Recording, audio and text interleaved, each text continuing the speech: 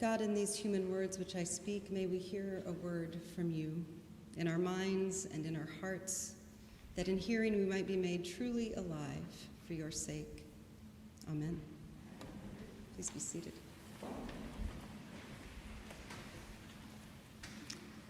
I grew up in a house with a scary basement. Or maybe it was just a regular basement. I'm not sure what it is about basements that can feel so creepy. And what it is about our brains, right, that amplify our fears so that they take over and take on lives of their own. I was pretty convinced that there might just be a ghost lurking down there somewhere. And I can remember flipping off the light switch, which was at the bottom of the stairs, and just sprinting from the bottom to the top of the stairs every time, sometimes trying to take those stairs two at a time, sometimes tripping and slowing myself down, and then the relief of coming into the light at the other side of the door at the top there. Now, embarrassingly, this wasn't in like third grade, this was through middle school and maybe some of high school. Fear is a powerful thing. Think of a time when you were afraid. How did your fear affect your behavior and your actions? How did it trip you up or get in your way or work against you? In today's gospel reading, the disciples have very good reason to be afraid. They're in a boat out on the water in the wee hours of the morning in the middle of the storm.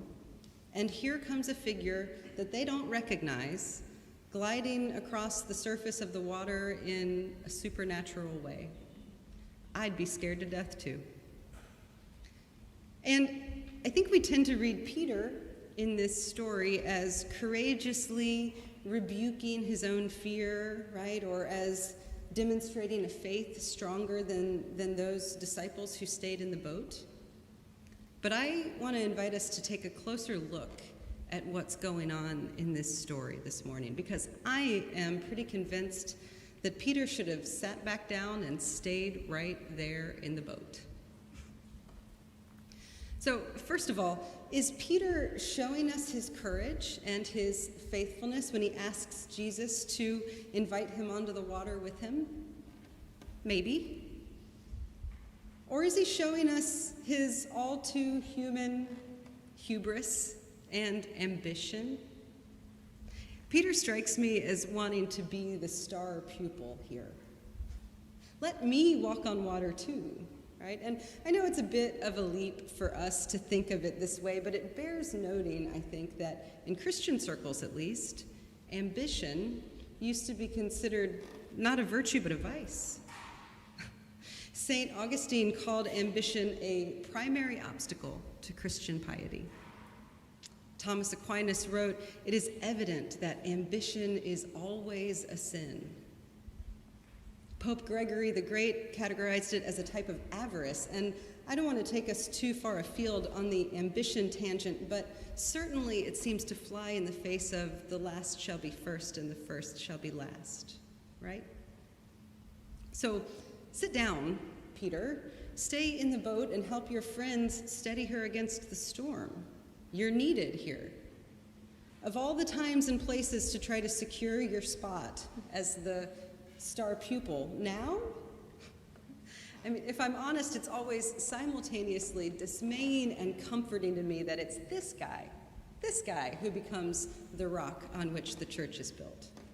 Sometimes it seems like Peter just can't find the point. What's that saying? Couldn't hit water if he fell out of a boat? Well, maybe he did find the water anyway.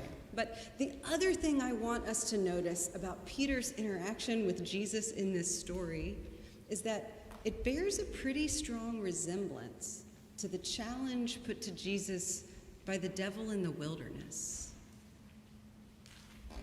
If you are the Son of God, command these stones to become loaves of bread. Or from Peter, Lord, if it is you, command me to come to you on the water. See, this reads to me a little more like a lack of faith than a demonstration of it. or at least an exercise in missing the point. Jesus is already moving toward them, as he always does, right? And he's only just said, hey, it's okay. It's not a ghost, it's me. I'll be there in just a sec. Hang tight. And says Peter, in his fear, essentially, prove it. So in the middle of a raging storm, this little boat is being tossed about, and Peter says, hey, Jesus, let me come out there with you. And I know it sounds like I'm giving Peter a real hard time today, but here's the thing. I relate to Peter. I relate to his desire to be distinguished, to be special. Peter wants to be recognized for his faith and his courage, right? And we all want that. We all want to be recognized. We want to do good in the world, of course, and be good at what we do, but we also, with Peter, crave being set apart, right? Crave being recognized in some way for our goodness or our drive or our special skills, the way we put our talents to good use. Of course we want that. Of course we do. But Jesus is always trying to point us away from those cravings that we have to be superlative and special in some way, and instead point us back toward one another, right, in mutual care, and back toward God. Our fears do derail us, though, don't they? Or rather, I think it's what we do with our fear that can derail us. I want to be very clear that I'm not saying that fear is failure. I'm not offering an interpretation of this story that claims that fear means a lack of faith. I think fear is a normal part of being alive. It's an indicator that we have something to lose, that we value our lives and our status, our jobs, our relationships, our faith, our health, whatever else, right? There are a million valid reasons for fear. And fear on its own is not a moral failing. It's not a reason for shame.